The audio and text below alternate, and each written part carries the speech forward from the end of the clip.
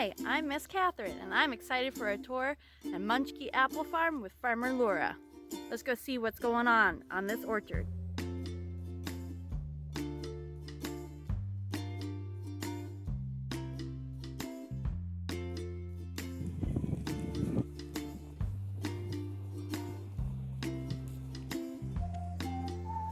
Here I am, beautiful Munchkey Orchards.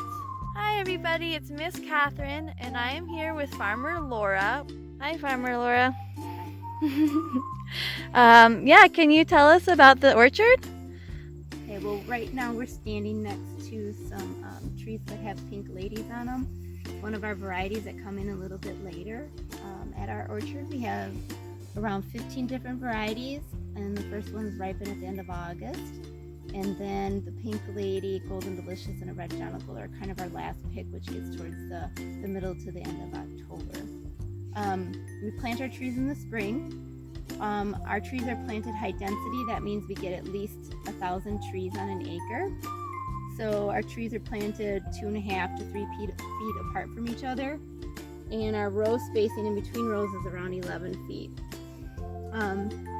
So these trees are on a dwarf rootstock.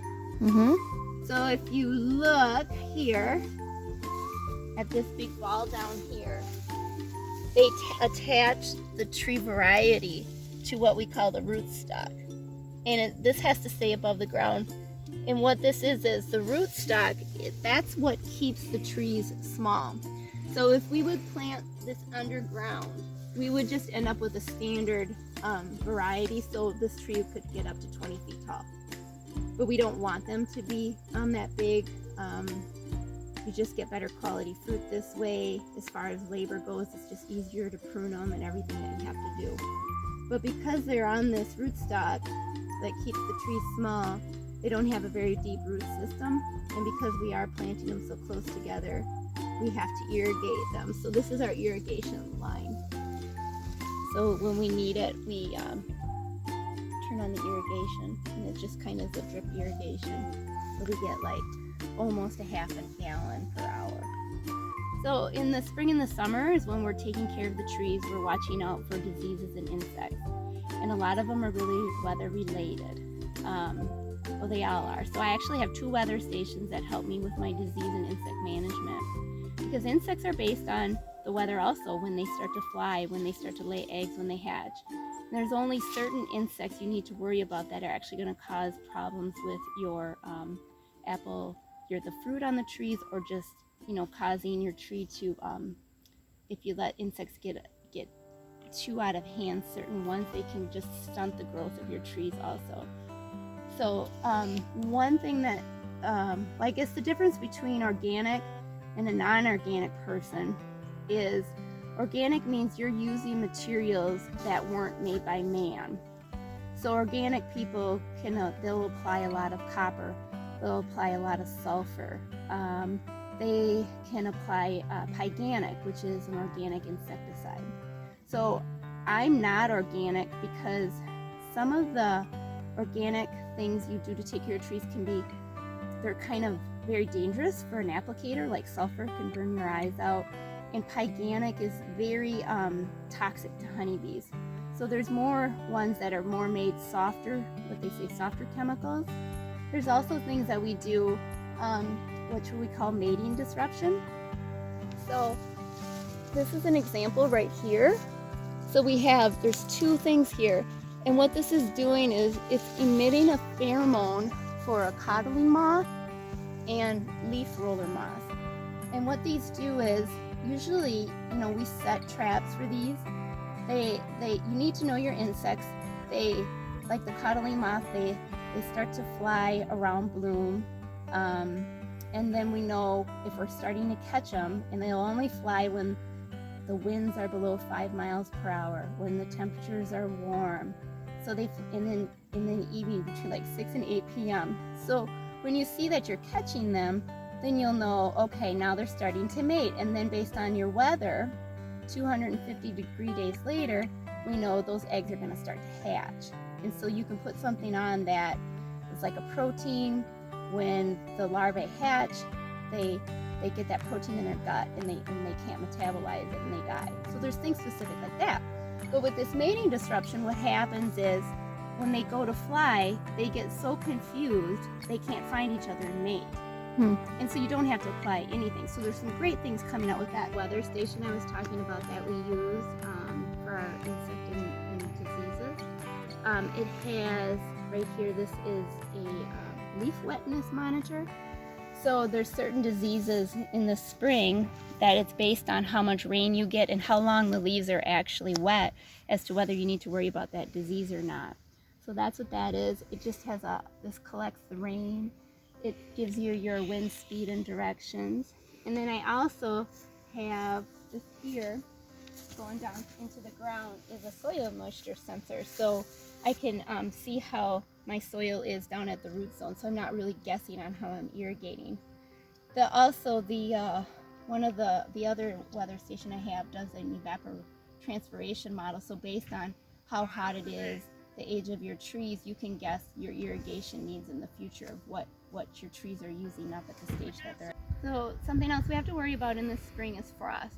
So we can have where the trees start to bloom, and then your temperatures, depending on the stage that they're at, there's certain temperatures where the buds or the bloom flowers, they can't handle too low of temperatures, and you can lose your whole crop based on low temperatures. So what we put in was a frost ban, and what happens here is a lot of times when you have frost, you'll have a beautiful day, sunny day, and then at night that heat from the earth will rise, and you'll get, and then when the temperatures get low, that'll turn on and it'll pull that warm air down. And it also helps by just circulating the air in the orchard, because you end up moving that cold air out of your orchard. It comes time for harvest. This is the way the majority of people, 95% or more, harvest the apples. So you actually have to wear a picking bucket. It goes on. So basically, you're picking the apple, you place them in your bucket gently, and once your bucket's full, you transfer the apples to a bin, and these come apart, and then the apples get lowered into the bin. So that's how apples are picked. So it's very labor intensive, gets heavy on your back. A few years ago, because we're kind of not that big of an orchard, but we're big enough that we need to hire a lot of help in the fall, we wanted to, if you don't have people that are good pickers, they can really bruise the apples, and then you can't sell them. So we bought a picking machine, and this machine was made in the Netherlands. And so you still have to pick the apple by hand, but then you set it on a conveyor, and then it's put into the bin for you. So it's a lot easier on the worker, it's faster, and you don't get the bruising that you do from the manual labor. So the picking machine's over here.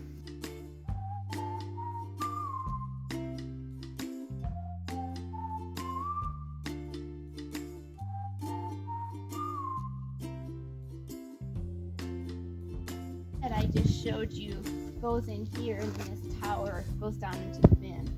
And so the apples are coming down here and filling that bin, and this automatically raises up until the bin is full. So what you have is you can pick ultimately with 6 people, 2 up high, and then you've got 2 in the middle. And these arms are for 2 people on the ground. So you're picking both sides of the tree, and you're getting the whole height of the tree. So basically these conveyors run, they set the apple on there, and it goes up here and down into the bin. And these are the arms for the middle person and the arms for the person up high. And then it pulls a trailer behind it full of, we can put 16 bins on that trailer. And once that's full, that goes down, it goes underneath the trailer, they put a new bin, and they just keep picking. I think the fastest they've picked a bin, and those bins hold 800 pounds of apples, was it 5 minutes? It didn't take them very long. Wow. So once the apples are picked, they're stored in the cooler, and until it's time for them to be packed up into the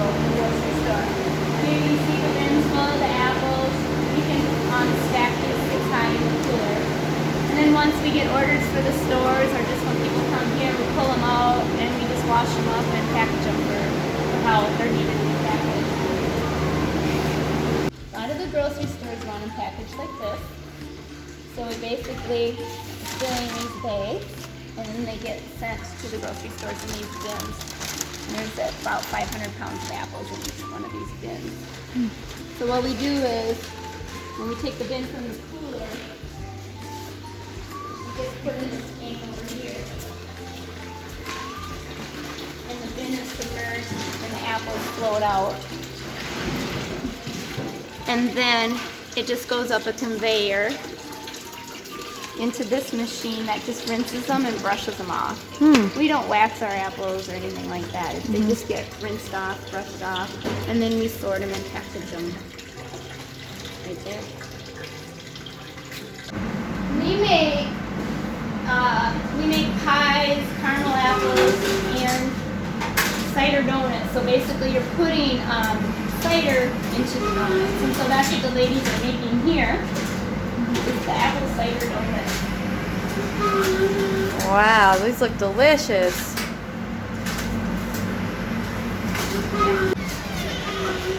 Yum. We have to prune the trees. So I have 8,700 apple trees so far, and we have to go through in the winter, and we use this as a pruners, and we go through and we'll be pruning branches. I don't want to do it now because it's too warm out, but we need to wait until the trees are dormant. So the reason why we're pruning is we want to create new growth, new fruit buds, because we're growing fruit here. We don't want to just grow branches. So in the winter time, we'll go through and basically clean our trees up for the next growing season. So the majority of our apples go to the grocery stores. There are 3 Metcalf stores, 2 in Madison, 1 in Wauwatosa, and they sell a lot of our apples. There's 2 Miller's grocery stores, 1 in Mount Horeb and 1 in Verona. There's Point Foods in Minter Point, Wisconsin. Mount Horeb Schools. Madison Schools has also had ours for snacks. And then Pecatonica Schools. So that's where a lot of the apples go. And then people do come here. We have a store and they buy them. And also people like to pick their own apples too. But thank you for coming, and I hope, as students, you have a better understanding and a respect for, my brother's a farmer also, and we think that farming is a disease, where we work so hard, and we don't know, you sometimes don't know why. So people really farm for the love of it, because it is hard. So when you visit an apple orchard, go visit your local apple orchard. Just be respectful of what they've done for you and appreciate the hard work that goes into that. Because my husband and I started this orchard because we wanted to produce something that was good for people, and we felt like apples were good for people. And so you can have a lot of respect and be thankful for the farmers that are out there growing, producing your milk, producing all of your vegetables and your meat and your fruits in the stores. So thank you for coming. Thank you.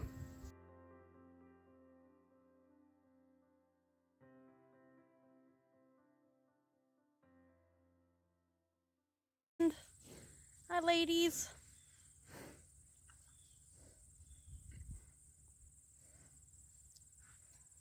They want my apple. This is my apple.